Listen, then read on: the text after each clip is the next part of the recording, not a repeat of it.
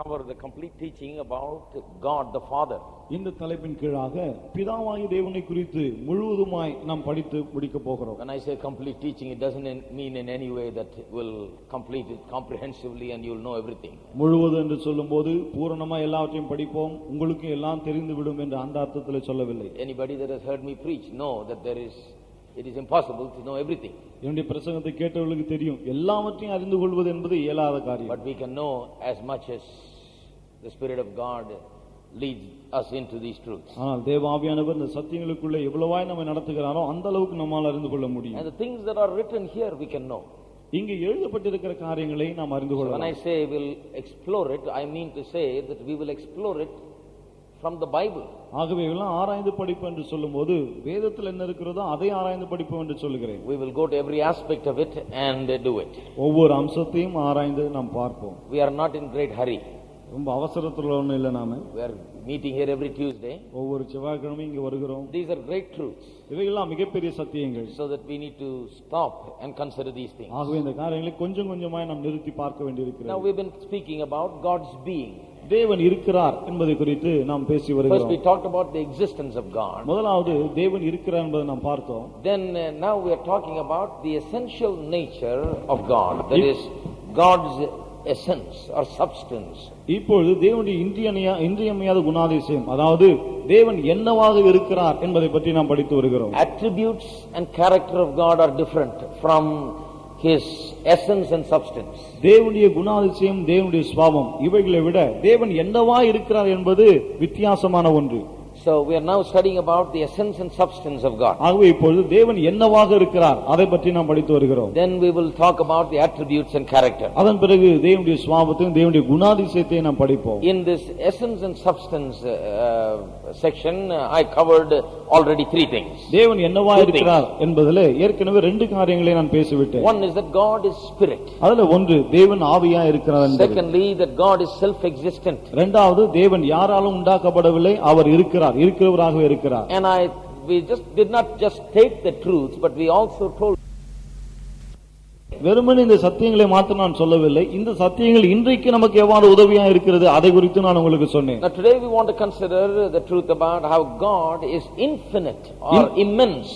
இன்றைக்கு தேவன் எப்படி அளவற்றவராக எல்லையற்றவராக இருக்கிறார் என்பதை நாம் பார்க்க போகிறோம். This is something that we need to consider. This is simply amazing.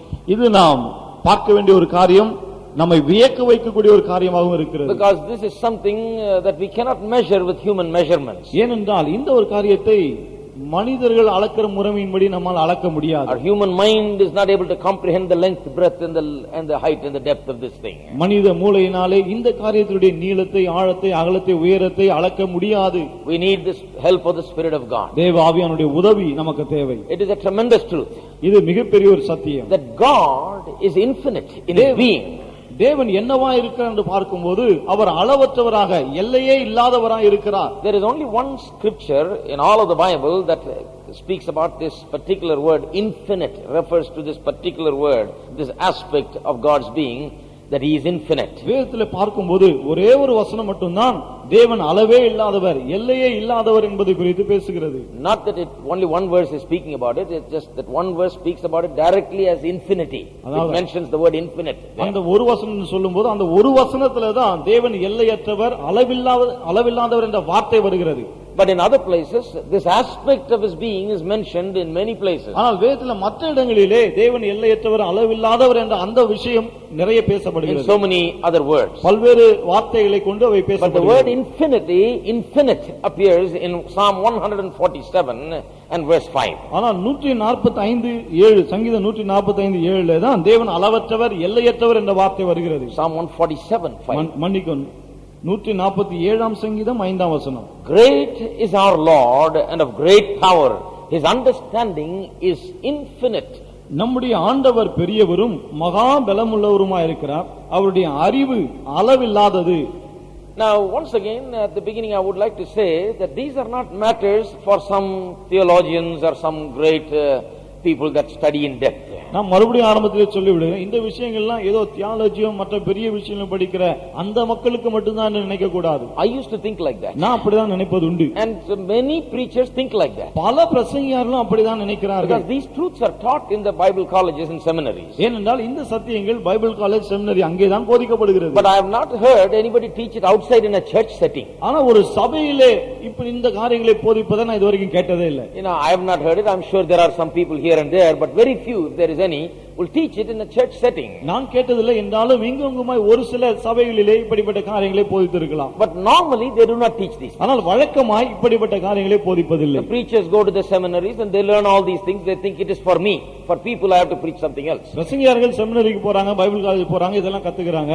இது நான் கற்றுக்கொள்ள வேண்டிய காரியம், மக்களுக்கு பிரசங்கம் பண்ணும்போது வேற ஏதாவது பண்ணணும் அப்படி நினைக்கிறாங்க. This is for theologians, they think. இது வெறும் இறையியல்வாதிகளுக்கு நினைக்கிறார்கள். Now when I thought about how God is spirit, எப்படி தேவன் ஆவியா இருக்கிறார் என்று நான் போதித்தபோது I told you that Jesus said and Jesus stated the truth not in a theological classroom but to a woman who really needed his help to transform her life. நான் உங்களுக்கு சொன்னேன், இயேசுவானவர் அதை சொன்னபோது ஏதோ ஒரு பைபிள் காலேஜிலே இறையியல்வாதிகள் மத்தியில் அதை பேசவில்லை, ஒரு ஸ்திரீயினிடத்தில் அதை பேசுகிறார். அந்த ஸ்திரீயுடைய வாழ்க்கை மாற வேண்டியிருக்கிறது. அப்படிப்பட்ட பெண்ணிடம் அதை கூறுகிறார். The woman at the well who lived a notorious life and needed God's power to transform her, she was told that God is spirit. அந்த ஸ்திரீயுடைய வாழ்க்கை மாற்றப்பட வேண்டும், பயங்கரமான ஒரு பெண்ணாக அவள் இருந்தால் அவளிடம் தான் இயேசு தேவன் ஆவியாய் இருக்கிறார் என்பதை கூறினார். That truth turned her life around and she experienced a marvelous transformation and the whole town of Samaria experienced அந்த region of சத்தியம் தான் Samaria. அவளை தொட்டது, அவளை மாற்றியது, அவளுக்குள்ள ஒரு மாற்றத்தை கொண்டு வந்தது. அது மட்டுமல்ல, அந்த ஊரையே அது மாற்றி விட்டது. Not in a classroom, ஒரு கிளாஸ் ரூம்ல அல்ல, not with some educational setting, அல்லது ஏதோ நிறைய மெத்த படித்தவர்கள் இருக்கிற இடத்துல அவர் சொல்லவில்லை. by the well கிணற்றண்டையில அதை பேசுகிறார், where the women are drawing water. பெண்கள் தண்ணீர் எடுக்கிறாங்க. This great truth about how God is a spirit was stated there. எப்படி தேவன் ஆவியா இருக்கிறார் இந்த மிகப்பெரிய சத்தியம் அங்குதான் சொல்லப்பட்டது. Remember this. இத ஞாபகம் Just வச்சுங்க. because they study it now in these hallowed halls of the seminaries, it doesn't mean that it must be confined to those places. ஏதோ செமினரியில இப்போ இதெல்லாம் படிக்கிறாங்க என்பதனால வெறும் செமினர்ல தான் அது போதிக்கப்படணும்னு நினைச்சிராதீங்க தயவு செய்து. No. கிடையாது. And the same with the fact that God is self-existent that we considered last week. கடந்த வாரம் தேவன் இருக்கிறவராக இருக்கிறார் என்று பார்த்தோமே, அந்த சத்தியமும் அப்படிதான். Who was it spoken to? அது யாருக்கு சொல்லப்பட்டது? Spoken to a man for whom God had a call and a purpose, but this man was never fugitive. தேவன் ஒரு மனிதனை அழைத்திருந்தார், அவருடைய வாழ்க்கையை அவர் தெரிந்து கொண்டிருந்தார். ஆனால் இவனோ பரதேசியா சுற்றி கொண்டிருக்கிறான். அவனிடத்துல தான் இந்த வார்த்தை He சொல்லப்பட்டது. was taking care of some sheep. அவன் சில ஆடுகளை மேய்த்துக் கொண்டிருந்தான். Far away. வெகு தூரத்தில் இருந்தான். And in a wilderness. வனாந்திரத்தில் இருந்தான். And out of a burning bush God speaks. எரிகிற முட்புதரில் இருந்து தேவன் பேசுகிறார். God says, I am that I am. தேவன் சொல்லுகிறார், நான் இருக்கிறவராகவே இருக்கிறேன். Not in a classroom once again. மறுபடியும் சொல்றேன், ஒரு வகுப்பறையில Not to சொல்லப்படாது, theologians. அல்லது இறையியல்வாதிகளுக்கு சொல்லப்படவில்லை. This is not for people that are considering these great and mighty truths. இந்த மகா பெரிய சத்தியங்களை ஆராய்கிற மக்களுக்கு இது சொல்லப்படவில்லை. To an ordinary man சாதாரண ஒரு மனிதனுக்கு, who would rather be left alone. அவனை தனியே விட்டாலே போதும் என்று நினைத்த He is மனிதன், glad to be away from the people of Israel and be free. இஸ்ரவேல் மக்களை விட்டு தனித்து விடுதலையா இருந்தால் போதும் என்று நினைத்தவன். But God speaks to him, ஆனால் தேவன் அவனோடு பேசுகிறார், calls him, அவனை அழைக்கிறார். and that those words spoken to him, that truth, put tremendous confidence in him, and he goes forth and leads millions of people out of the land of Egypt. அவனுக்கு சொல்லப்பட்ட அந்த சத்தியம் தான் அவனுக்கு பயங்கரமான தைரியத்தை கொடுத்தது. அதனோடாய் அவன் போகிறான், லட்சக்கணக்கான மக்களை எகிப்திலிருந்து வெளியே கொண்டு வந்து வழிநடத்தி வருகிறான். So every one of these truths that we are sharing about God is not something for some special people, it is for every single last one of you. ஆகவே தேவனை குறித்து போதிக்கிற இப்படிப்பட்ட சத்தியங்கள் எல்லாமே ஏதோ விசேஷமான ஆட்களுக்கு என்று கிடையாது. இங்க இருக்கிற ஒவ்வொரு கடைசி விசுவாசி வரைக்கும் அது உரியது. The same thing about this truth that I am teaching right now. இப்போது நான் போதிக்கிற இந்த சத்தியமும் அப்படிதான். That God is infinite. அதாவது தேவன் அளவற்றவர், எல்லையற்றவர் என்பது. This is also something that is spoken by a man named David. இந்த வார்த்தையும் தாவீது என்கிற ஒருவனாலே தான் உரைக்கப்பட்டது. Now this is the thing that we need to realize. The psalmists, the people who wrote the psalmists, are very ordinary people. பாருங்கள், சங்கீதங்களை எழுதின மக்கள் கூட மிக மிக சாதாரணமானவர்கள் என்பதை நாம் கவனிக்க வேண்டும். They are ordinary people, went through ordinary problems. சாதாரண மனிதர்கள், அவர்களும் நம்மை போன்ற சாதாரண பிரச்சனைகளை சந்தித்தவர்கள். Now they wrote these psalms sometimes because they realized some truth about God. தேவனை குறித்து சில சத்தியங்களை உணர்ந்தபடியினால் தான் சில சமயத்தில் இப்படிப்பட்ட சங்கீதங்களை எழுதி வைத்தார்கள். Their minds have been opened, they now see who God is. அவருடைய கண்கள் திறக்கப்பட்டது, இப்போது தேவன் யார் என்பதை அவர்களால் காண முடிகிறது. And they simply declare it because the Spirit of God has revealed who God is to them. தேவன் யார் என்பதை ஆவியானவர் அவர்களுக்கு வெளிப்படுத்தினபடியினாலே அவர்களால் அதை எழுத முடிகிறது. So inspired by the Holy Spirit, having a revelation of who God is, Psalmist says, great is our Lord and of great power, his understanding is infinite. ஆகவே ஆவியானவரால் ஏவப்பட்டு தேவனை குறித்து ஒரு வெளிப்பாட்டை பெற்றுக்கொண்டு சங்கீதக்காரன் எழுதுகிறான், நம்முடைய ஆண்டவர் பெரியவரும் மகா பலமுள்ளவருமாய் இருக்கிறார்,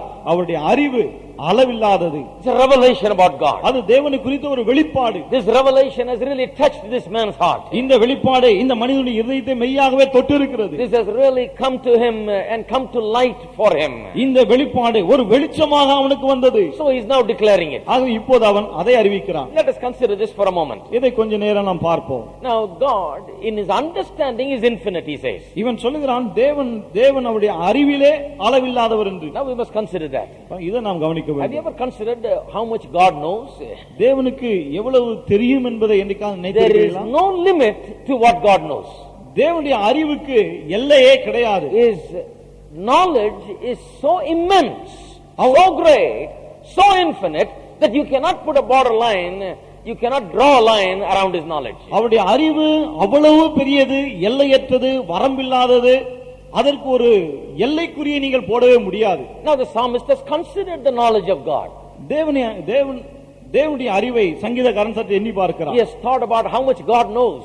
தேவனுக்கு எந்த அளவுக்கு தெரியும் என்று அவன் சிந்தித்து He பார்க்கிறான். says, I cannot even estimate the knowledge of God, he says. அவன் சொல்லுகிறான், தேவனுடைய அறிவை என்னால மதிப்பீடு கூட செய்ய முடியவில்லை. This word infinite is a mathematical term. பாருங்க, இந்த அளவில்லாதது என்ற ஒரு வார்த்தை வந்து கணக்கில் வருகிற ஒரு வார்த்தை. So he is saying, I am not able to mathematically estimate God's knowledge, how much is there, how much he knows. ஆகவே என்ன சொல்லுகிறான், கணக்கு போட்டு தேவனுக்கு எவ்வளவு தெரியும், அவன் அறிவிலே எவ்வளவு வெள்ளையற்றவர் என்று என்னால சொல்ல முடியவில்லை. There is no way to estimate it. அதை அளவிடுவதற்கு வழியே இல்லை. It is beyond all estimation. அது எல்லா விதமான அளவிடுக்கும் அப்பாற்பட்டது. Now today in the world all knowledge is estimated. இன்றைக்கு உலகத்துல எல்லா அறிவையும் மதிப்பிடுகிறார்கள். We estimate it by degrees.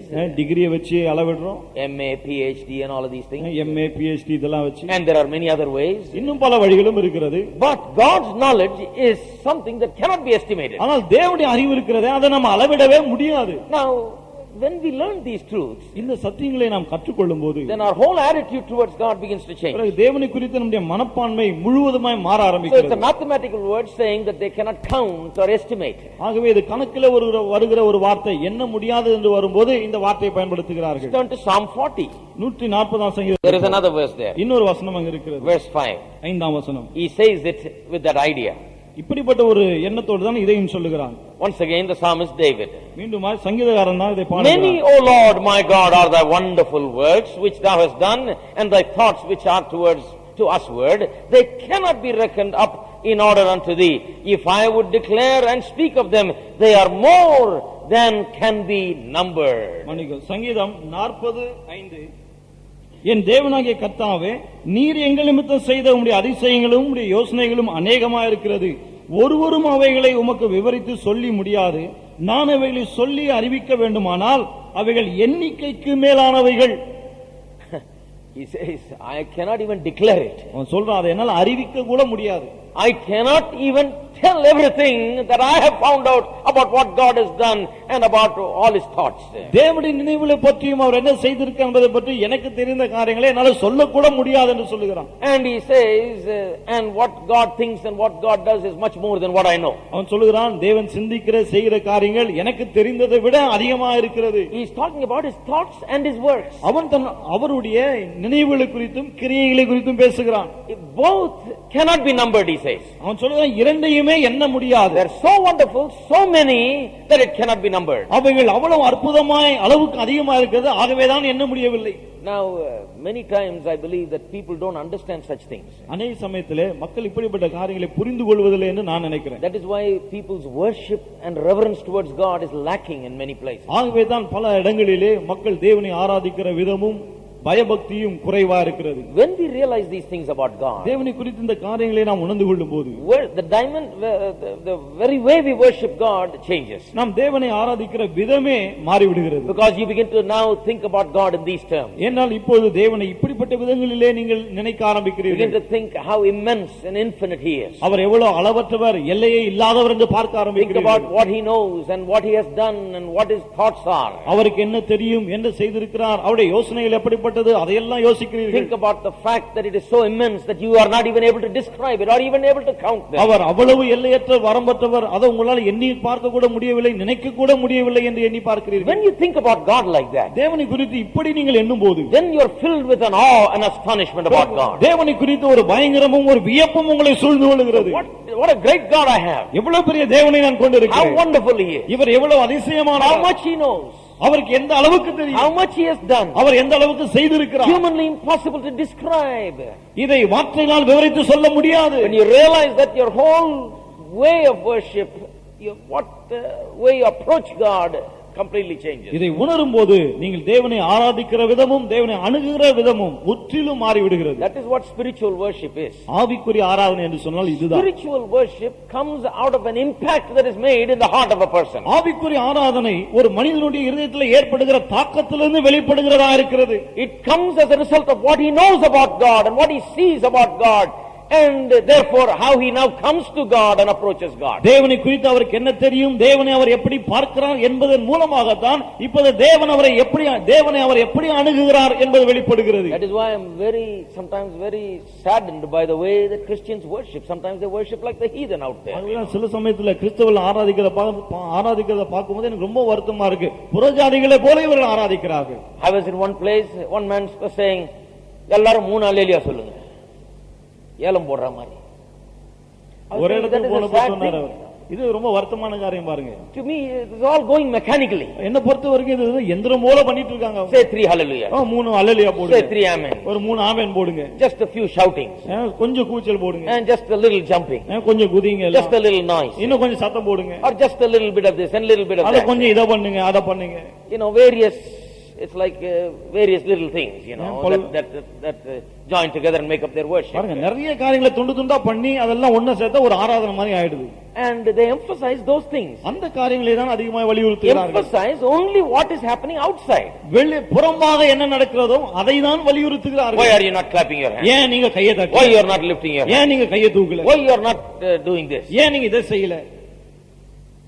I remember in those years a man used to jump like anything. எனக்கு ஞாபகம் இருக்கு, அந்த நாட்ல ஒரு மனுஷன் குதின்னு குதிப்பார் அப்படியே. One day he was not jumping. ஒரு நாள் அவர் குதிக்கல.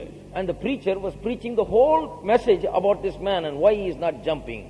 His first love is gone. பிரசங்கரோட பிரசங்கம் அன்னைக்கு ஃபுல்லா இந்த மனுஷனை பத்தி தான். அவர் ஏன் குதிக்கல, அவருடைய ஆதி அங்கு போயிடுச்சு, ஆகவே தான் குதிக்கல. இத பத்தி he doesn't love God anymore.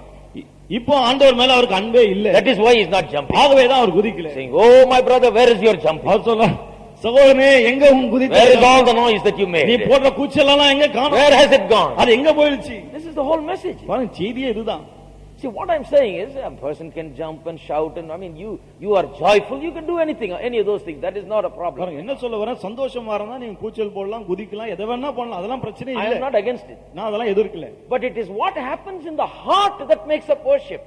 ஆனால் இருதயத்துல என்ன நடக்கிறது, அதுதான் உண்மையான ஆராதனை. If you come here just to make some noise, that is not worship. ஏதோ கூச்சல் போட இங்க நீங்கள் வந்தால் அது ஆராதனை அல்ல. If you come here just to do something physically, emotionally, that is not worship. அல்லது சரீர பிரகாரமாக உணர்ச்சி வசப்பட்டு எதையாவது செய்ய இங்க வந்தால் அதுவும் ஆராதனை அல்ல. But if you come and the truths that you have learned has put such a sense of reverence and awe and astonishment about God, and you look upon God as one who you are so astonished with, so taken up with, and your whole heart goes towards him and you worship him, ஆனால் நீங்கள் இங்க வந்து கேட்கிற சத்தியங்கள் மூலமாக தேவனை குறித்த ஒரு வியப்பு, பயபக்தி, அன்பு உங்களுக்கு பெருகி அதன் நிமித்தமாக நீங்கள் தேவனை ஆராதிப்பீர்கள் என்று சொன்னால், if If your heart reaches out to him, உங்கள் உள்ளம் அவரை நோக்கி செல்லும் என்றால், if your heart is thrilled with him, உங்கள் இருதயம் அவரால் பரவசமடையும் என்றால், everything else that you do also is reasonable. அதன் பிறகு நீங்கள் செய்கிற மற்ற அனைத்து காரியங்களும் ஏற்கக்கூடியதுதான். Amen. Amen. You can stand there quietly and enjoy the presence of God.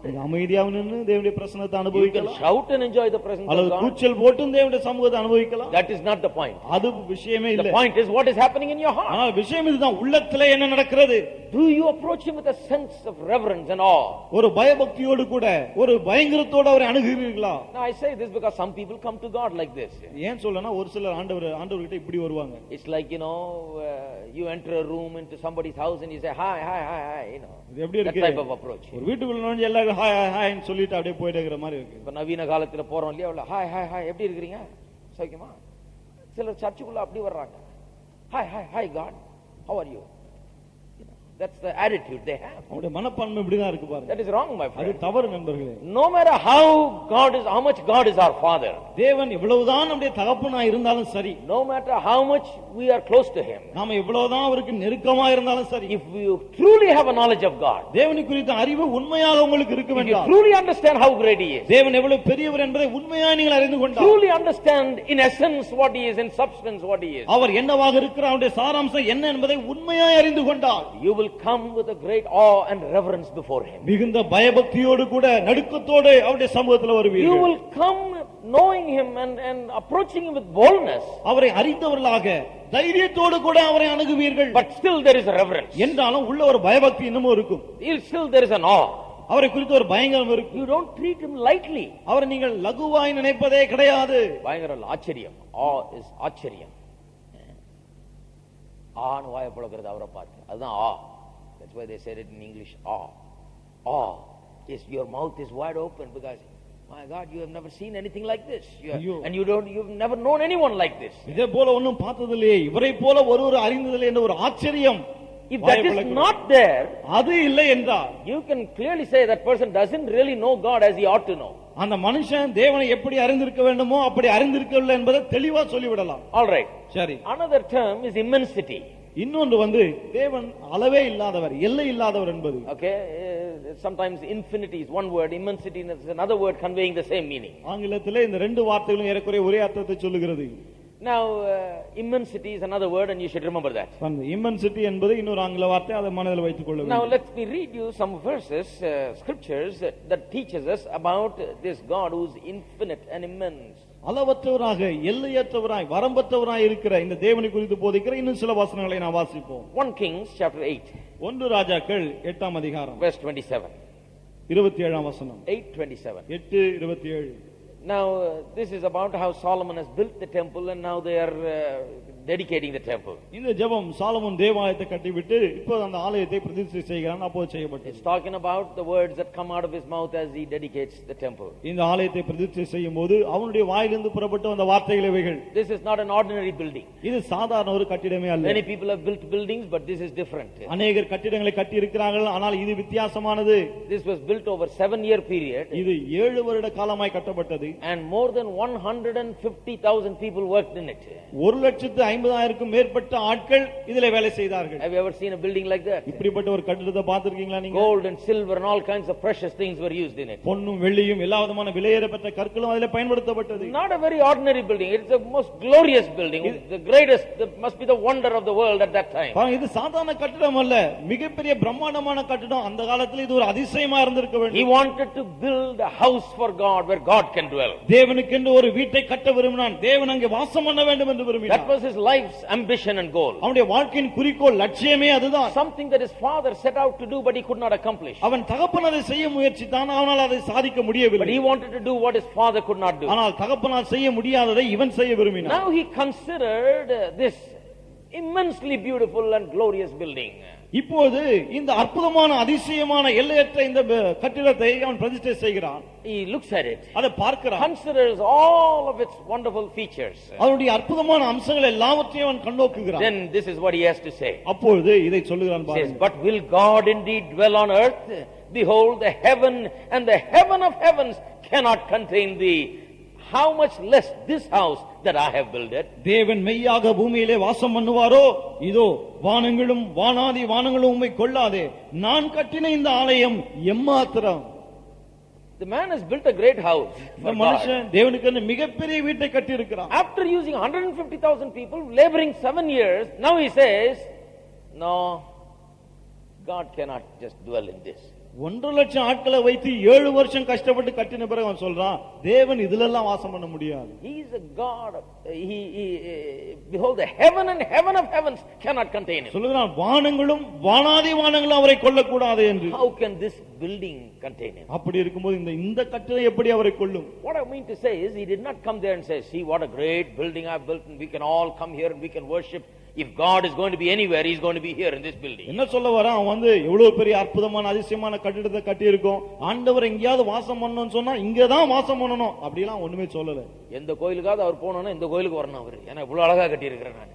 No, that is not the attitude. அவன் அப்படிப்பட்ட எண்ணத்தோடு அப்படி சொல்லவில்லை. He says, I have built this great thing, but God is the God who cannot be contained by the heaven of heaven. அவன் சொல்லுகிறான், பிரம்மாண்டமாயதை கட்டி இருக்கிற என்றாலும் தேவனை வானாதி வானங்களும் கொள்ளாது. He is such a God. அவர் அப்படிப்பட்ட தேவனா How இருக்கிறார். can this building contain him? அப்படி இருக்கும்போது இந்த கட்டளை எப்படி அவரை கொள்ளும்? Then listen to this. இத அடுத்து சொல்லுதே கவனிங்க. 28 வசனம். Yet have thou respect unto the prayer of thy servant and to his supplication, O Lord my God, to hearken to the cry and to the prayer which thy servant prayeth before thee today. என் தேவனாகிய கர்த்தாவே, உமது அடியேன் இன்று உமது சந்நிதியில் செய்கிற விண்ணப்பத்தையும் மன்றாட்டையும் கேட்டு உமது அடியேனுடைய விண்ணப்பத்தையும் வேண்டுதலையும் திருவுள்ளத்தில் கொண்டருளும். That is the attitude we must come with to God. தேவனிடத்தில் வரும்போது இப்படிப்பட்ட ஒரு எண்ணத்தோடு தான் வர வேண்டும். It is not this, oh, this building is so great, so God, I know you will be here. ஓ, இந்த கட்டடம் பிரம்மாண்டமா இருக்கு ஆண்டவரே, ஆகவே நீர் இங்க இருக்கிறீன்னு எனக்கு தெரியும் அப்படின்னு வரக்கூடாது. No, God doesn't respect buildings. கிடையாது, தேவன் கட்டிடங்களை மதிப்பதில்லை. That is why we are not attached to buildings. ஆகவே தான் கட்டிடங்களை நாம் அப்படியே பிடிச்சுக்கிறது. That is why we don't worship buildings. ஆகவே தான் கட்டிடங்களை நாம் ஆராதிப்பதில்லை. We have buildings. கட்டிடங்களை கொண்டிருக்கிறோம். We use buildings. கட்டிடங்களை பயன்படுத்துகிறோம். But we are not living for buildings. ஆனா கட்டிடங்களுக்காக நாம் வாழ்வதில்லை. Buildings don't matter. கட்டிடங்கள் ஒரு பொருட்டு அல்ல. It is the heart of man that matters before God. தேவனுக்கு முன்பதாக மனிதனுடைய இதயம் தான் எல்லாமா இருக்கிறது. This is the Christian faith, my friend. கிறிஸ்தவ விசுவாசம் என்றால் இதுதான் நண்பர்களே. Not going to a place. ஏதோ ஒரு இடத்துக்கு செல்வது அல்ல. It is the heart that is open before God. இதயம் தேவனுக்கு முன்பதாக திறந்திருக்க வேண்டும். Look at this man's heart. இந்த மனிதனுடைய இதயத்தை பாருங்க. Through humility. உண்மையான தாழ்மை. Through understanding about God. தேவனை குறித்த உண்மையான அறிவு. He says, I have built the most beautiful edifice, but this is not enough to contain God. அவன் சொல்லுகிறான், மிக அழகான மாளிகை கட்டி இருக்கிறேன் என்றாலும் இது தேவனை கொள்ளாது. But yet, Lord, just listen to my prayer. என்றால் ஆண்டவரே, தயவு செய்து என் விண்ணப்பத்துக்கு செவி கொடு. Listen to me.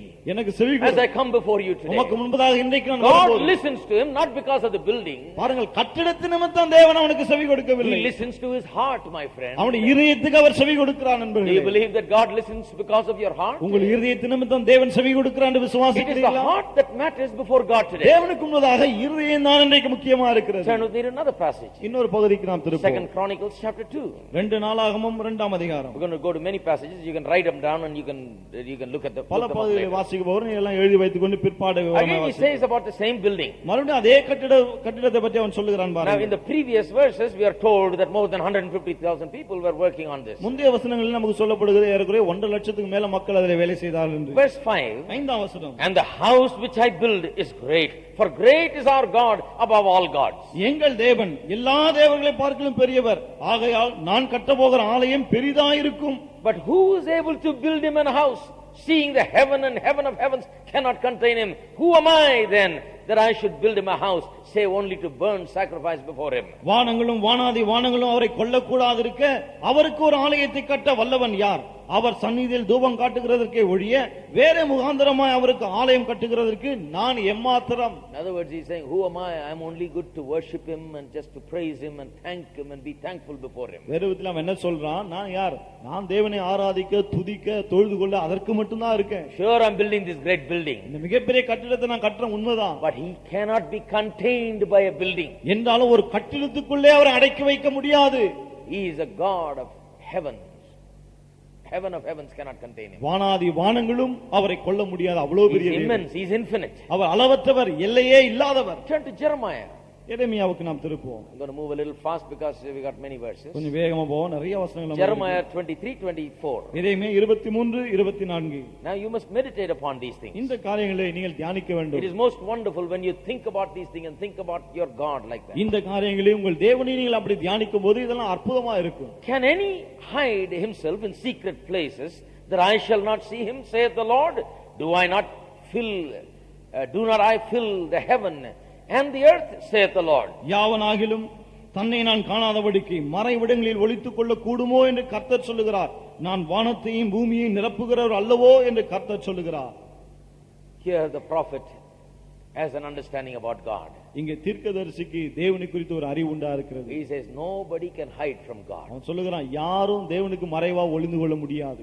Everywhere God is. தேவன் எல்லா இடத்திலும் இருக்கிறார். He is infinite. Our அளவற்றவர். He is everywhere. அவர் எல்லா இடத்திலும் இருக்கிறார். There is nowhere that you can run to hide yourself away from him. தேவனை விட்டு நீங்கள் எங்கும் ஓடி போய் ஒளிந்து கொள்ளவே முடியாது. Turn to Job. யோபுக்கு நாம் திருப்புவோம். Job chapter 11. யோபு 11ஆம் அதிகாரம். Verse 7 to 19. 7 to 9. 7 முதல் 9 வசனங்கள் வரை. 11 7 to 9. 11ஆம் அதிகாரம் 7 முதல் 9 வரை. Can thou by searching find out God? Can thou find out the Almighty unto perfection? தேவனுடைய அந்தரங்க ஞானத்தை நீர் ஆராய்ந்து சர்வ வல்லவருடைய சம்பூர்ணத்தை நீர் அறிய கூடுமோ? It is as high as heaven. What can you do? Deeper than hell. What can you know? The measure thereof is longer than the earth and broader than the sea. அது வானபரியந்தம் உயர்ந்தது. உம்மால் என்ன ஆகும்? அது பாதாளத்திலும் ஆழமானது. நீர் அறியக்கூடியது என்ன? அதன் அளவு பூமியை பார்க்கிலும் நீளமும் சமுத்திரத்தை பார்க்கிலும் அகலமுமா இருக்கிறது. This man has got the right idea. இந்த மனுஷனுக்கு சரியான எண்ணம் வந்துருச்சு பாருங்க. He says because this God is so infinite and there is no limit to him, he is so immense, he is so great, nobody can by searching find him and know him. அவன் சொல்லுகிறான், தேவன் அவ்வளவு எல்லையற்றவர், வரம்பற்றவர், எல்லையே இல்லாதவர். ஆகவே யாருமே தேவனை தேடி அவரை கண்டுபிடிக்கவோ அறிந்து கொள்ள முடியாது. This is what I was teaching the first few weeks. முதல் சில வாரங்களாக இதை தான் நான் போதித்து வந்தேன். There's a lot of people, especially in our country, who are trying to find God. நிறைய பேர், அதிலும் குறிப்பாக நம்ம நாட்டிலே தேவனை தேடி கண்டுபிடிக்க முயற்சிக்கிறார்கள். By their searchings, அவருடைய தேடுதல் மூலமாக, by their contemplation, அவருடைய எண்ணங்களின் மூலமாக, by meditation, தியானத்தின் மூலமாக, by so many religious rituals, பல்வேறு மத சடங்குகளின் மூலமாக they are trying to find God. தேவனை கண்டுபிடிக்க முயற்சிக்கிறார்கள். By their rational mind they try to reason out God. பகுத்தறிவுள்ள மூளையை கொண்டு தேவனை கண்டுபிடிக்க முயற்சிக்கிறார்கள். But the Bible is saying because God is so infinite, so great, so immense, no man by searching and probing can find and know God. ஆனால் வேதம் சொல்லுகிறது தேவன் அவ்வளவு அளவற்றவர், எல்லையற்றவரா இருக்கிறார், பெரியவரா இருக்கிறார். எந்த மனுஷனும் தேடி ஆராய்ந்து அவரை கண்டுபிடிக்க முடியாது. It is impossible. அது முடியவே முடியாது. Because he is so great. ஏனென்றால் அவர் அவ்வளவு பெரியவர். The only way you can know him is when he reveals himself to you through his word. அவரே தம்முடைய வசனத்தின் மூலமாக தம்மை வெளிப்படுத்தினால் ஒழிய நீங்கள் அவரை கண்டுபிடிக்க முடியாது. To know தேவனை அறிய வேண்டும் என்று சொன்னால் நாம் முற்றிலும் தேவனையே சார்ந்திருக்கிறோம். அவர்தான் நமக்கு தம்மை வெளிப்படுத்த வேண்டும். Turn to Psalm 139. சங்கீதம் 139க்கு நாம் திரும்புவோம். Here is a wonderful passage where psalmist says that God knows everything about us. His knowledge about us is so immense that he knows every little detail about us. இங்க சங்கீதக்காரன் சொல்லுகிறான், நம்மை குறித்து தேவனுக்கு எல்லாம் தெரியும், எல்லா விஷயங்களும் தெரியும், அவருடைய அறிவுக்கு மறைவானது எதுவுமே இல்லை என்று. Everything about us. நம்ம குறித்து சகலமும் தெரியும் அவருக்கு. To me this is a matter of great consolation and comfort for every Christian. என்ன பொறுத்தவரையிலே இதுதான் ஒவ்வொரு கிறிஸ்தவனுக்கும் மிகுந்த ஆறுதலையும் தேறுதலையும் கொடுக்கிற ஒரு விஷயமா இருக்கிறது. 139:7. 139:7.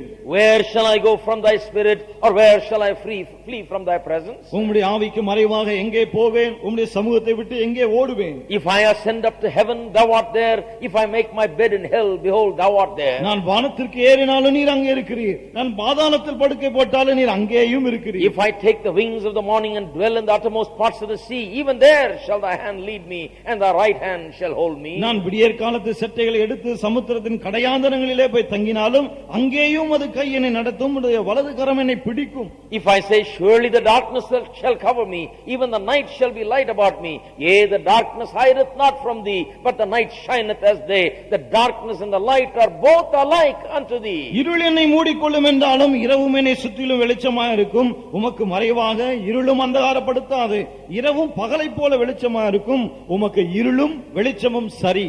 God knows everything. தேவனுக்கு எல்லாம் தெரியும். You cannot hide anything from God. தேவனிடத்திலிருந்து எதையும் நீங்கள் மறைக்கவே முடியாது. Then he says, look at this, this is the most wonderful thing. பிறகு இதை சொல்லாம் பாருங்க, இதுதான் அற்புதமான விஷயம். Verse 13 onwards. 13ஆம் வசனத்துல, For thou hast possessed my reins, thou hast covered me in my mother's womb. நீர் என் உள்ளிந்திரியங்களை கைக்கொண்டிருக்கிறீர், என் தாயின் கர்ப்பத்தில் என்னை காப்பாற்றினீர். I will praise thee, for I am fearfully and wonderfully made.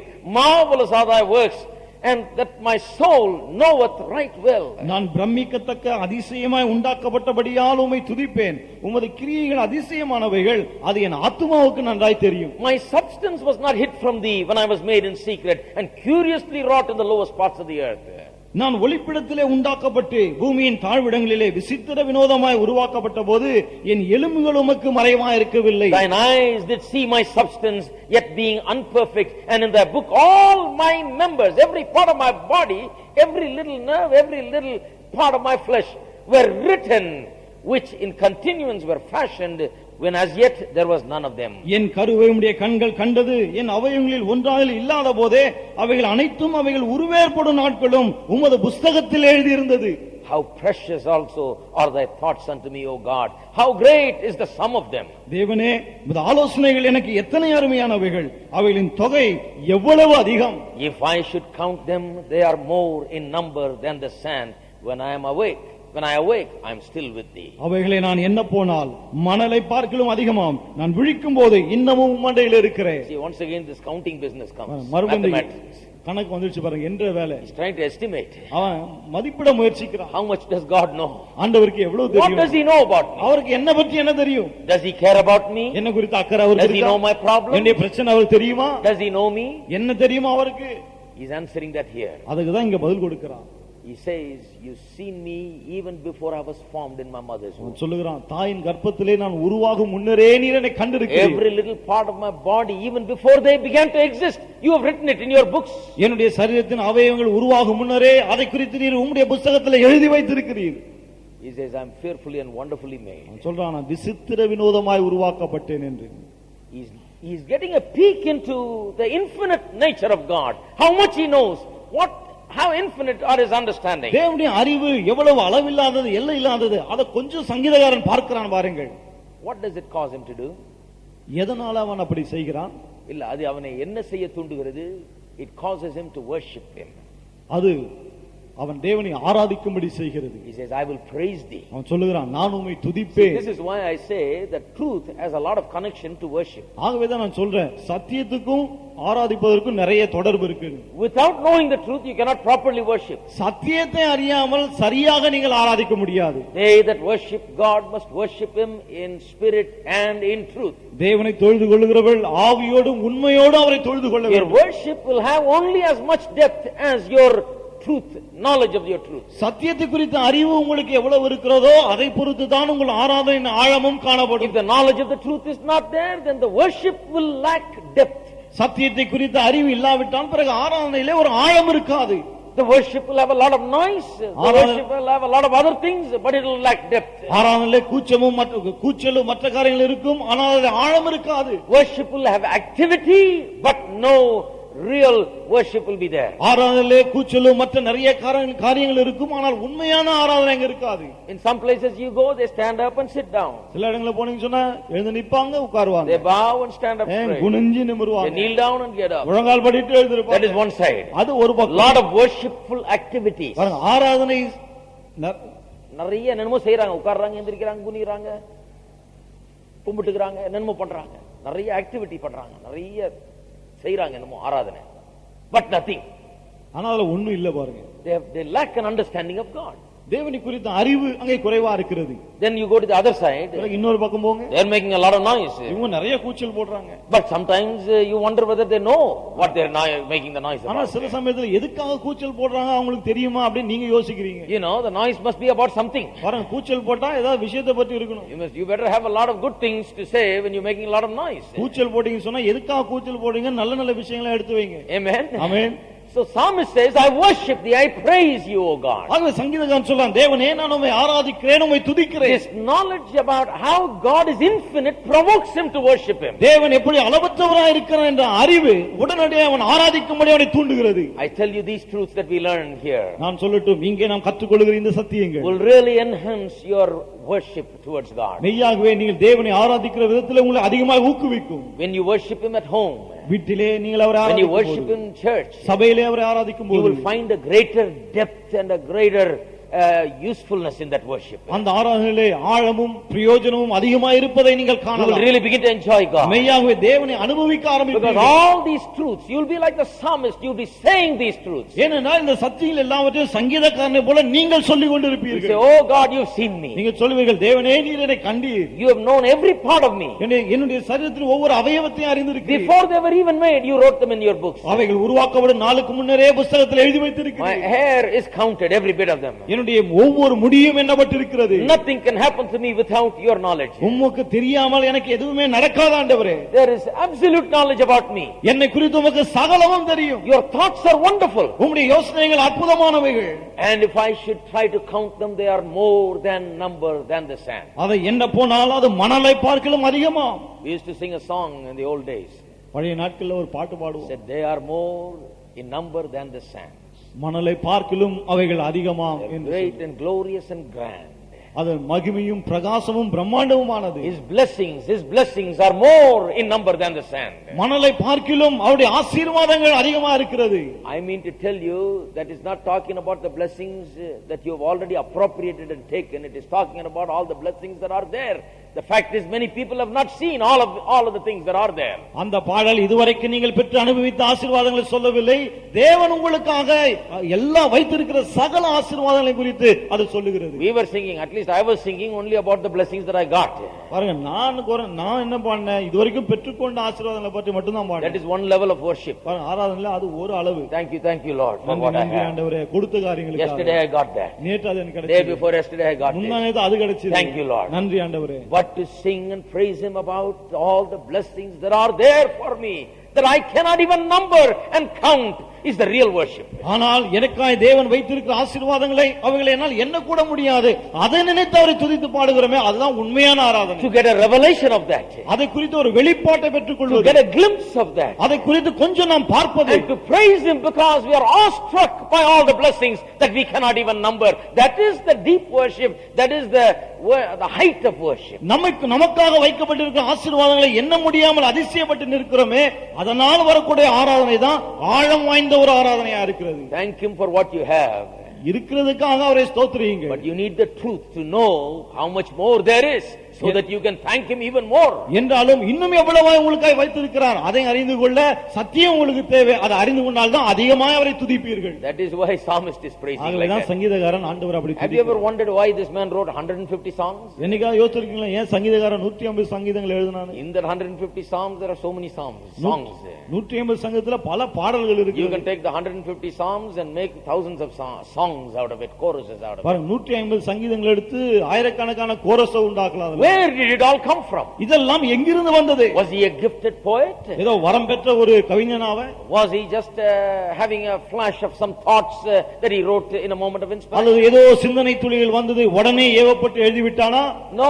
கிடையாது. This is the revelation of God. இது தேவனை குறித்த ஒரு Of வெளிப்பாடு. who God is. தேவன் யார் என்பதை That is குறித்து. why I believe that even our songs must be extremely meaningful. ஆகவேதான் நம்முடைய பாடல் கூட மிகுந்த அர்த்தமுள்ளதா இருக்க வேண்டும் என்று நான் நம்புகிறேன். I don't want to sing just jingle bells, you know. What jingle bells, you know? I want to sing something deeper than that. நான் வெறும் ஜிங்கிள் பெல்ஸ் பாடிட்டு போக விரும்பல, ஆழமான அர்த்தம் கொண்டதை பாட Well, விரும்புகிறேன். little children can sing there. I'm not against that. I'm saying, I'm talking about worship. You know? சின்ன பிள்ளைங்க பாடலாம், அதெல்லாம் ஒண்ணும் சொல்ல, ஆனா ஆராதனையில எப்படி பாடணும் அதை சொல்றேன். Please understand that. தயவு செய்து புரிந்து கொள்ளுங்கள். Are you there? இருக்கீங்களா? Song must have depth. பாடலிலே ஒரு ஆழம் இருக்க வேண்டும். Song must explore the wonderful things that we are glimpsing from the word of God. தேவனுடைய வார்த்தையிலிருந்து நாம் பார்க்கிறோமே தேவனுடைய காரியங்களை அவைகள் இந்த பாடங்கள் விளக்குகிறவனாய் இருக்க வேண்டும். I tell you, the problem with the Christian world in those days when I was growing up was that you get saved and you get excited, then you cool down and become cold and dead soon. நான் வாழ்ந்து வந்த அந்த காலத்து கிறிஸ்தவ உலகம் எப்படி இருந்தது தெரியுமா? ரட்சிக்கப்பட்டோமா, கொஞ்ச நாள் உற்சாகமா இருந்தோமா, அதுக்கப்புறம் எல்லாம் குளிர்ந்து போயிட்டு ஒண்ணும் இல்லாம நாசமா போக வேண்டியது. In the beginning a man is jumping. ஆரம்பத்துல அந்த மனுஷன் ரொம்ப குதிப்பாரு. I have seen others say குதிப்பார் கொஞ்ச நாள் குதிப்பார், அப்புறம் பாரு எங்கள மாதிரி ஆயிடுவார். இப்படியே சொல்லிருக்காங்க, நான் கேட்டிருக்கேன், போய் சொல்லல. குதிக்கிட்டும் எவ்வளவு நாளைக்கு பார்க்கலாம். Let him jump, let's see how long he jumps. சொல்வாங்க, குதிக்கிட்டும் எவ்வளவு நாள் குதிக்கிறாருன்னு பார்க்கலாம். Soon he'll become like us. ரொம்ப சீக்கிரத்துல நம்ம மாதிரி ஆயிடுவார். Dead Christians who have nothing to be thankful about God, not excited, not interested in the word, have nothing to look forward to. தேவனுடைய வசனத்தின் மீது ஆர்வம் இல்லாத, எதையும் எதிர்பார்க்காத செத்து போன கிறிஸ்தவர்கள், அப்படிப்பட்டவர்கள் அவர்கள். Why was it like that? ஏன் அப்படி இருந்தது? Weak songs, பாடல்கள் பலவீனமானவைகள், no depth there. பாடல்ல ஆழம் இல்ல. Weak preaching, பிரசங்கமும் பலவீனமா there is no depth there. அதுலயும் ஆழம் இல்லை. Not exploring anything, எதையும் அவங்க ஆராய்ந்து தேடல. just scratching the surface. சும்மா மேல சொரண்டி அப்படியே நுனிப்புல் மேயிறது, சாப்பிட்டுட்டு போறது மேலால, சொரண்டி மேலால சாப்பிடுறது, கொஞ்சம் ஆழமா போறது இல்ல எதிரியுமே. So they are just getting just skimpy little diet.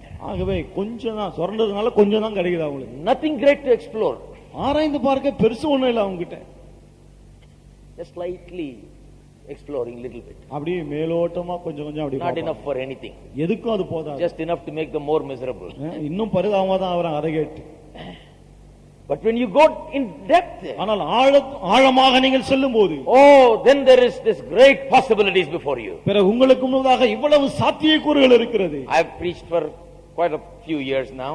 நான் இப்போது பல வருடங்களாக இங்கே பிரசங்கித்து வருகிறேன். But then I am more excited than ever about it. என்றாலும் முன்ன விட இப்போ பிரசங்கத்தை குறித்து அதிக உற்சாகம் எனக்கு இருக்கு. I am excited more about exploring this great God and all that he is.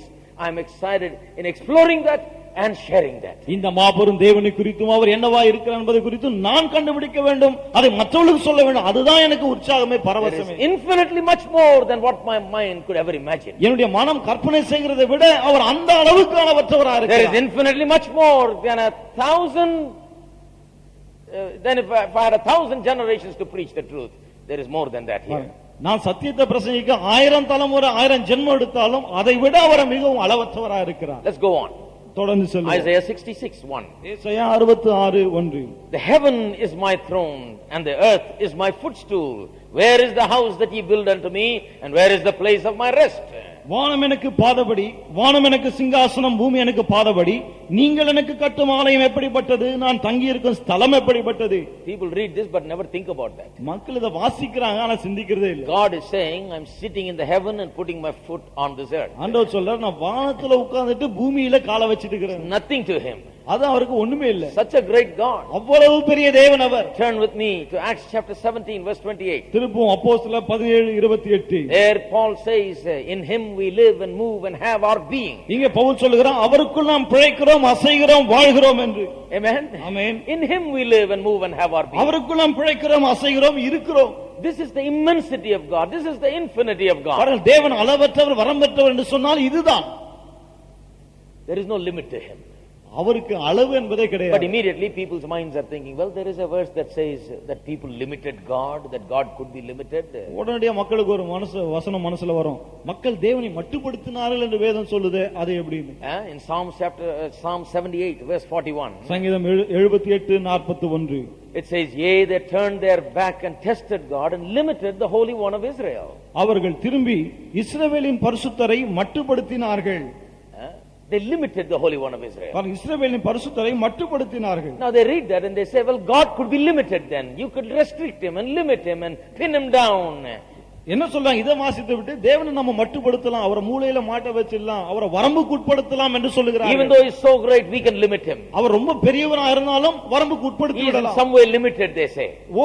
ஏதோ ஒரு விதத்தில் அவர் மட்டுப்படுத்த முடியும் என்று சொல்லுகிறார்கள். You cannot say that he is all unlimited, they say. அவரை மட்டுப்படுத்த முடியாது, அளவற்றவர் என்று சொல்ல முடியாது என்று சொல்லுகிறார்கள். No, God is unlimited. இல்லை, தேவன் அளவே இல்லாதவர். God is infinite. தேவன் வரம்பில்லாதவர். But people, because of their lack of faith, limited God from doing good things to them. That's all. ஆனால் மக்கள் தங்களுடைய விசுவாச குறைவினாலே தேவன் இவர்களுக்கு அதிகமாய் நன்மை செய்ய முடியாதபடிக்கு அவரை They மட்டுப்படுத்தினார்கள். limited what God could do for them. தேவன் அவர்களுக்காக என்ன செய்ய முடியுமோ அதை மட்டுப்படுத்தினார்கள். It doesn't mean that God was within certain limits. ஏதோ தேவன் ஒரு வரம்புக்குள்ள வந்து விட்டார் அப்படி கிடையாது.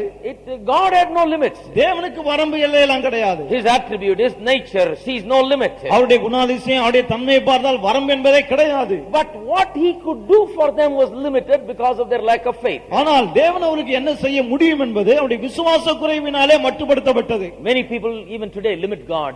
This unlimited God is limited in their lives and what he could do for them. இன்றைக்கு அநேகருடைய வாழ்க்கையிலே இந்த அளவற்ற தேவன் அவருடைய வாழ்க்கையில மாத்திரம் மட்டுப்படுத்தப்படுகிறார். There is no limit to what God can do in and through you. தேவன் உங்களுக்கு உங்கள் மூலமாக என்ன செய்ய முடியும் என்பதற்கு அளவே இல்லை. Did you know that? அது உங்களுக்கு தெரியுமா? There is no limit. வரம்பு கிடையாது. There is no limit to what God can do with you. தேவன் உங்களுக்கு என்ன செய்ய முடியும் என்பதற்கு அளவே இல்லை. But you sometimes limit him by your lack of faith. ஆனால் சில சமயத்திலே உங்கள் விசுவாச குறைவினாலே நீங்கள் அவரை மட்டுப்படுத்துகிறீர்கள். By sin, உங்கள் பாவத்தினாலே, by faithlessness, உண்மை இல்லாத தன்மையினாலே, by various things. பல்வேறு காரியங்கள் மூலமாக We could limit what God could do for us. தேவன் நமக்கு என்ன செய்ய முடியும் என்று இருக்கிறதே அதை நாம் மட்டுப்படுத்துகிறோம். But it doesn't limit God. ஆனால் அது தேவனை மட்டுப்படுத்துவதில்லை. God is the same. தேவன் அப்படி அதே தேவனாக He is இருக்கிறார். infinite and he is immense.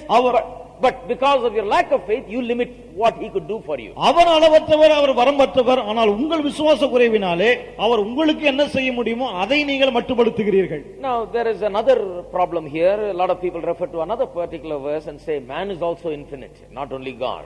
இன்னும் சிலர் இன்னொரு வசனத்தை மேற்கோள் காட்டி தேவன் மட்டுமல்ல மனுஷன் கூட அளவற்றவனாக வரம்பற்றவனாக இருக்கான் அப்படின்றாங்க. Job chapter 22. யோபு 22ஆம் அதிகாரம் verse 5.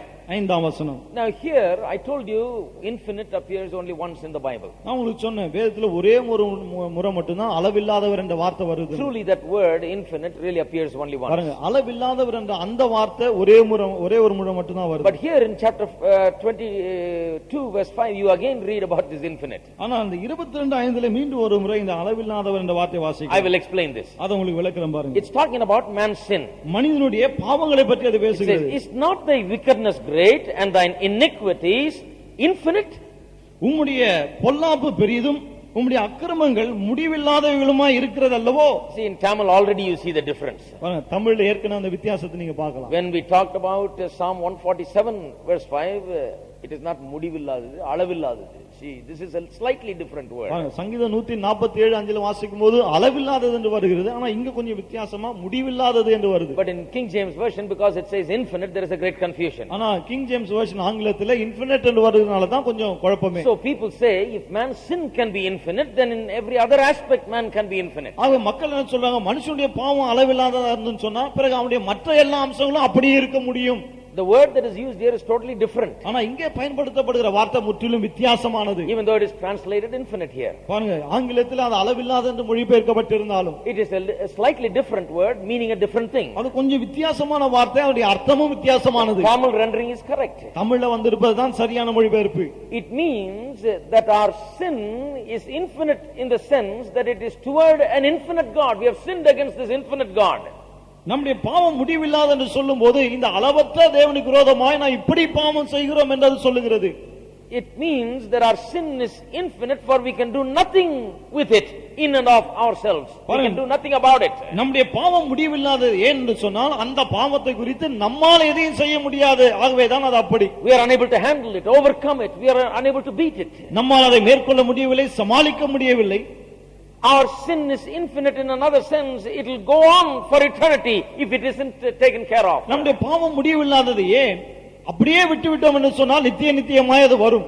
And our sin is infinite because the thought of that sin will be carried into hell and you will live with it for all eternity. நம்முடைய பாவம் முடிவில்லாதது ஏன் என்று சொன்னால் அதை குறித்த சிந்தனையை நரகத்திற்கு நாம் சுமந்து நித்தியமான எண்ணங்களை உடையவளாக இருப்போம். This I said four things. பாருங்க நான்கு காரியங்களை உங்களுக்கு சொன்னேன். It's talking about man's sin and says it's infinite. பாருங்க மனிதனுடைய பாவத்தை குறித்து பேசுகிறது, அது முடிவில்லாதது என்று சொல்லுகிறது. Man is not infinite. மனுஷன் முடிவில்லாதவன் இல்ல. Man is not infinite in all aspects. மனுஷன் எல்லா விதங்களிலும் முடிவில்லாதவன் அல்ல. But when he sins against an infinite God. ஆனால் அவன் பாவம் செய்யும்போது அளவற்ற வரம்பற்ற தேவனுக்கு விரோதமாய் பாவம் செய்கிறான். Who keeps account of that?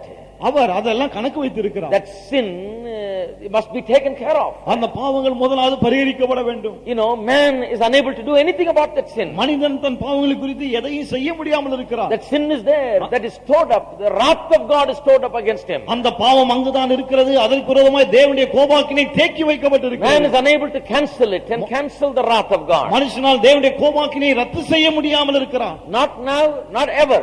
இன்றைக்கு மட்டுமல்ல, இப்போது மட்டுமல்ல, என்றென்றும் அப்படிதான். It will go on throughout eternity. அது நித்திய நித்தியமா அப்படிதான் இருக்கும். If it is not taken care of. அதை பரிகரிக்காவிட்டால். The only way it can be taken care of is by salvation through Jesus. இயேசு கிறிஸ்துவின் மூலமாய் உண்டாகிற ரட்சிப்பின் மூலமாய் மட்டுமே அந்த பாவத்தை நாம் அகற்ற முடியும். If it is not taken care of like that, அந்த பாவத்தை அப்படி நாம் அகற்றாவிட்டால், then the person suffers the consequences of sin and goes into hell and lives with the thought of his sins forever in all eternity. பிறகு அந்த மனிதன் அந்த பாவத்தின் விளைவாக நரகத்துக்கு சென்று அந்த நினைவாக நித்திய நித்தியமாய் அவர் வேதனையை அனுபவிக்கிறவராய் இருக்கிறார். Now you understand why it is said like this. இப்போ நீங்க புரிஞ்சுக்கலாம் ஏன் இந்த வார்த்தை பயன்படுத்தப்பட்டிருக்கு. Is not thy wickedness great?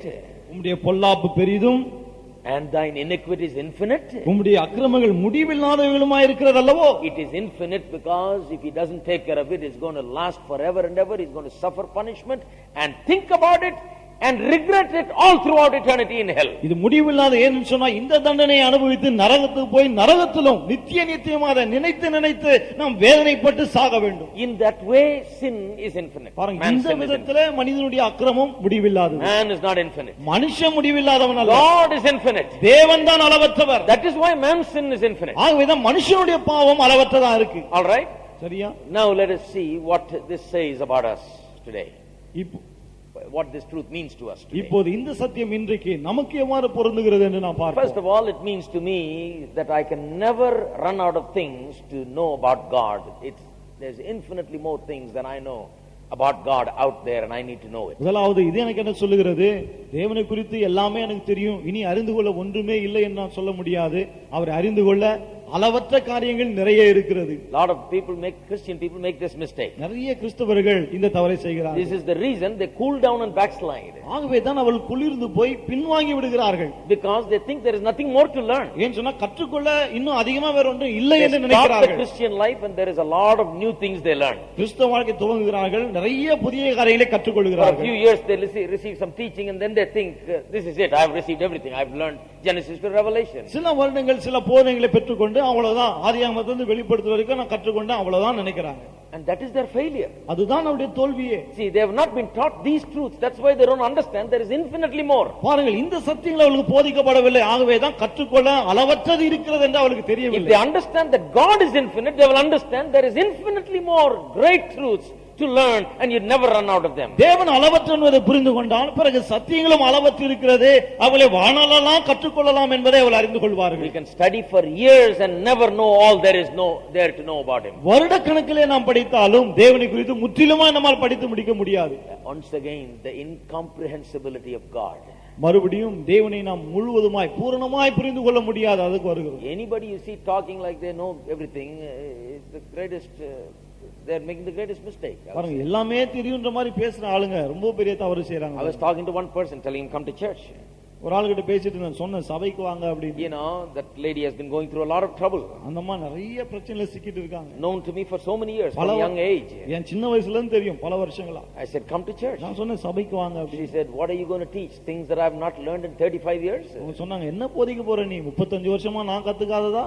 See the attitude. அவங்களுடைய மனப்பான்மை பாருங்க. The attitude is that I have heard it 35 years and you're not going to tell me anything new. என்ன சொல்றாங்க 35 வருஷமா இதெல்லாம் கேக்குறேன், நீ புதுசா ஒண்ணு எனக்கு சொல்ல போறது இல்ல. I've studied a lot. I tell you I am finding out every day newer and newer things. நான் நிறைய படிக்கிறேன், ஆனா இதோ சொல்லுகிறேன் ஒவ்வொரு நாளும் புதிய புதிய காரியங்களை நான் கற்றுக்கொள்கிறேன். I understand there is so much that I don't know, I need to know. எனக்கு தெரியாதவைகள் இன்னும் நிறைய இருக்கு, நான் அறிந்து கொள்ள வேண்டும் என்பதை புரிந்து கொள்கிறேன். Secondly, இரண்டாவது, see, that is why we must always be hungry towards God's word. பாருங்க ஆகவே தான் எப்போதும் தேவனுடைய வசனத்தின் மீது ஒரு பசி நமக்கு இருக்க வேண்டும். Secondly, because he is so infinite, அவர் மிகவும் அளவற்றவராய் வரம்பற்றவராய் இருக்கிறபடினாலே he is infinite in understanding and particularly understanding us.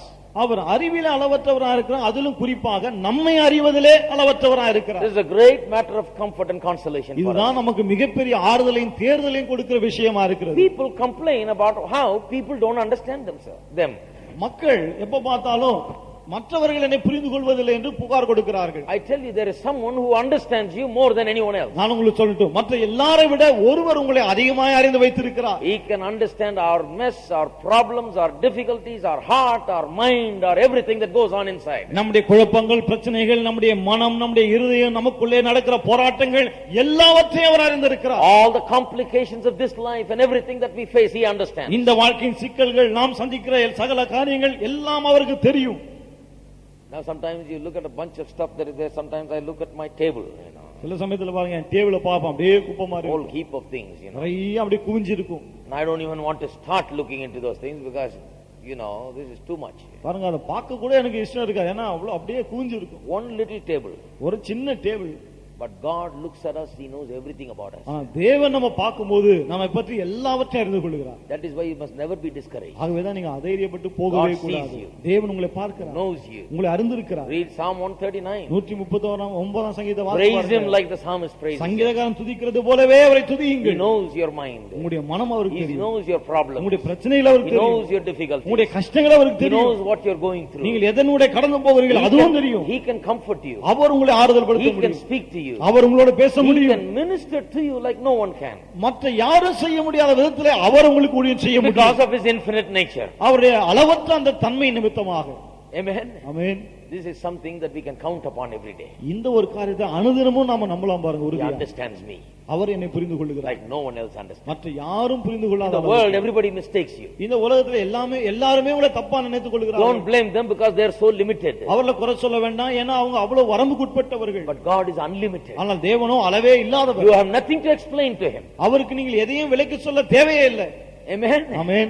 That is why you don't have to explain everything in prayer. ஆகவேதான் ஜெபத்துல நீங்க எதையும் விளக்கி சொல்ல தேவையில்லை. Just praise him. அவரை துதியுங்கள், thank him, நன்றி சொல்லுங்கள், and claim his promises. இந்த வாக்குத்தத்தங்களை சொந்தம் பாராட்டுங்கள். You don't have to tell all your story. உங்க கதையெல்லாம் அவர்கிட்ட சொல்ல தேவையில்லை. Are you there? இருக்கீங்களா? He knows. அவருக்கு தெரியும். He knows everything. எல்லாம் தெரியும் அவருக்கு. Just worship him. அவரை ஆராதியுங்கள். Give him thanks for what he says. அவர் சொல்லுகிற அவருடைய வசனங்களுக்காக அவரை நன்றி துதியுங்கள். Give him thanks for his faithfulness. அவருடைய உண்மைக்காக அவரை ஸ்தோத்திரியுங்கள். For his power. அவருடைய வல்லமைக்காக. For his love. அவருடைய அன்புக்காக. For all that he is. அவர் என்னவா இருக்கிறாரோ அதற்காக. See, your prayer and worship takes on a new dimension. பாருங்க, உங்களுடைய துதியும் ஆராதனை இப்போது புதிய கோணத்திலே போகிறது. Next. அடுத்தது, the third thing is, மூன்றாவது காரியம், this is something very important. இது ரொம்ப ரொம்ப முக்கியமான ஒன்று. It is because he is so infinite. அவர் அவ்வளவு அளவற்றவராய் இருக்கிறபடினாலே, that even though there are billions and billions of people in the world, every single person is so different from one another. உலகத்திலே கோடிக்கணக்கான மக்கள் இருந்தாலும் ஒவ்வொரு ஆளும் தனித்தன்மை வாய்ந்தவராய் இருக்கிறார். You are one of a kind. நீங்கள் ஒரு தனி பிறவி. Amen. Amen. Are you there? இருக்கீங்களா? Can anyone make this many people and make them each one different? இத்தனை கோடிக்கணக்கான மக்களை உண்டாக்கி ஒவ்வொருத்தரையும் ஒவ்வொரு தனி பிறவியா யாரால உண்டாக்க முடியுமா? God has done it. ஆனால் தேவன் அதை செய்தார். Because he has got infinite variety to work with. ஏனென்றால் ஆண்டவர் அவ்வளவு இந்த வகையில அளவற்றவரா வரம்பற்றவரா. Never runs out of ideas. அவருக்கு எண்ணங்களுக்கு குறைச்சலே கிடையாது. Never runs out of thoughts. அவருடைய யோசனைகளுக்கு குறைவே இல்லை. Even if there was many billions more, every one will be different from one another. இன்னும் கோடிக்கணக்கான பேர் இருந்தாலும் ஒவ்வொருத்தரும் தனித்தன்மை வாய்ந்தவர்களாக இருப்பார்கள். All in his image, made in his image. எல்லாரும் அவருடைய சாயலிலே தான் சிருஷ்டிக்கப்பட்டிருக்கிறார்கள். What? என்றாலும் yet different from one another. ஒவ்வொருவரும் தனித்தன்மையுடையவர்களாக இருக்கிறார்கள். As we look at that, நாம் அதெல்லாம் பார்க்கும்போது we must appreciate that. அதை நாம் பாராட்ட வேண்டும். This is a great God that we worship. இப்படிப்பட்ட மிகப்பெரிய தேவனை தான் நாம் ஆராதிக்கிறோம். Yes, perfect knowledge of us. நம்மை குறித்து சரியான அறிவு அவருக்கு உண்டு. Not a God who lives in some building. ஏதோ கட்டிடத்துக்குள்ள வாழ்கிற ஒரு தேவன் அல்ல அவர். Not a God who you can go to the store and purchase and come and hang on your wall. அல்லது கடைக்கு போய் வாங்கிட்டு வந்து சுவத்துல மாட்டி வைக்கிற தேவன் அல்ல அவர். Not a God that you can take a train and go and visit. அல்லது ட்ரெயின் முடிச்சு போய் பார்த்துட்டு வரக்கூடிய தேவனும் அல்ல அவர். It's a God who is everywhere. அவர் எல்லா இடத்திலும் இருக்கிறவர். God who is in you. உங்களுக்குள்ளே இருக்கிறவர். The God who contains everything, he cannot be contained by anything. எல்லாவற்றையும் தமக்குள்ளே கொண்டிருக்கிறவர், அவரை எதுவும் கொள்ள முடியாது. And he cares about you. அவர் உங்கள் மீது அக்கறையாய் This இருக்கிறார். is the greatest thing. இதுதான் மிகப்பெரிய He is so விஷயம். great. அவர் அவ்வளவு He பெரியவர், is so wonderful. அவ்வளவு அதிசயமானவர். He doesn't have to care about us. அவர் நம்ம பற்றி கவலைப்பட வேண்டிய அவசியமே இல்லை. Like Solomon says, who are we? Solomon சொன்னது போல நாம் எம்மாத்திரம், Who am I to build a temple? ஒரு ஆலயத்தை கட்ட நான் எம்மாத்திரம். But yet God loves us. என்றாலும் தேவன் நம்மில் அன்பு கூறுகிறார். Yet God hears our தேவன் prayers. நம்முடைய ஜெபங்களுக்கு செவி கொடுக்கிறார். Yet God says, you call unto me and I will answer you. என்றாலும் தேவன் சொல்ல என்னை நோக்கி கூப்பிடு நான் பதில் கொடுக்கிறேன். What a kind God He is. எவ்வளவு தயவுள்ள ஒரு தேவன் He இவர். doesn't have to bow to us and tell us to, come, I'll answer you. அவர் நம்மிடத்துல குனிஞ்சு என்கிட்ட வா நான் பதில் கொடுப்பேன்னு சொல்ல வேண்டியதே இல்லை. So great. அவ்வளவு பெரியவர். But He has said, அவர் சொல்லி இருக்கிறார், you call me. என்னை நோக்கி கூப்பிடு, Ask and it shall be given unto you. கேளுங்கள் அப்பொழுது உங்களுக்கு கொடுக்கப்படும். He has told you that. அவர் உங்களுக்கு அதை சொல்லி You இருக்கிறார். can believe that. நீங்கள் அதை Shall we விசுவாசிக்கலாம். all stand together? நம்ம எல்லாரும் எழுந்து நிற்போமா? Amen. Amen. Next week we're going to look at another great truth. அடுத்த வாரம் இன்னொரு மிகப்பெரிய சத்தியத்தை நாம் பார்க்க போகிறோம். This is something that is wonderful. That is how God is eternal. இது அதிசயமான ஒரு அற்புதமான ஒரு காரியம். தேவன் எப்படி நித்தியராய் இருக்கிறார் அதை பார்க்க போகிறோம். The eternity of God. தேவன் நித்தியமானவர் என்பதை, And all that means to us today. அவர் நித்தியமானவராய் இருக்கிறார் என்பதனால நமக்கு என்ன லாபம்? Now these are things that you should not just hear and just go. இந்த காரியங்களை சும்மா அப்படியே கேட்டுட்டு அப்படியே போயிடக்கூடாது. These are things that you should think and give some thought to. இந்த காரியங்களை எப்போது சிந்திச்சு யோசித்து பார்த்து